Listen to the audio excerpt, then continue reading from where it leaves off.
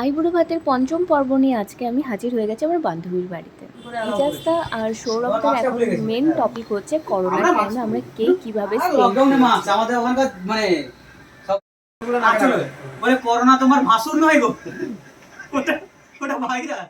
বিয়ের পর সমাপ্তি আর সৌরভদা কলকাতাতেই সেটেলড হয়ে গেছে, তাই আমার একটু সুবিধাই হয়। মাঝে মাঝে এদের কাছে চলে আসি, ফ্যামিলি মেম্বারের মতো ফিল করি নিজেকে, কখনো আউটসাইডার বলে মনে হয়নি আজ পর্যন্ত।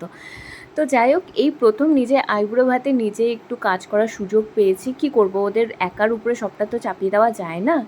আর এই মহারানী তো দূর থেকে তেলের উপরে একদম জল শুদ্ধ ফুলকপিগুলো ছাড়ছিল, আর এই বসেছে এখন চিংড়ি মাছ কাটতে, আর আমাকে অ্যাডভাইস করছে কীভাবে চিংড়ি মাছ বিয়ের পর কাটতে হয়, নিজেই জানে না।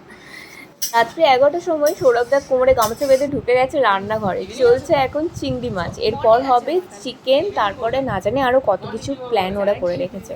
ঘেমে পুরো নিয়ে গেছে, আর এখন আমরা একটু ছাদে মাঝখানে আসলাম একটু হাওয়া খাওয়ার জন্য। রাত্রি 11টা 52-তে হঠাৎ আমাদের মনে পড়ছে যে সব কিছু হয়ে গেছে, কিন্তু ভাত চাপানোটাই হয়নি।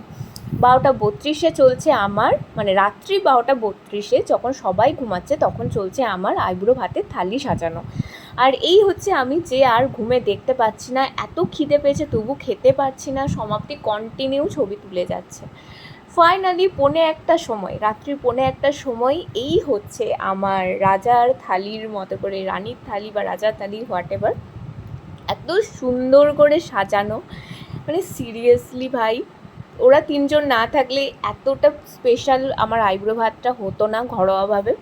এর আগে যতগুলো হয়েছে প্রত্যেকটা আইবুড়ো ভাত স্পেশাল ছিল, এটাও মানে একটা অন্য লেভেলের স্পেশাল। রাত্রি 1টার সময় কোনো মানুষের আইবুড়ো ভাত হয়েছে বলে আমি এখনও পর্যন্ত মানে আমার জানা নেই।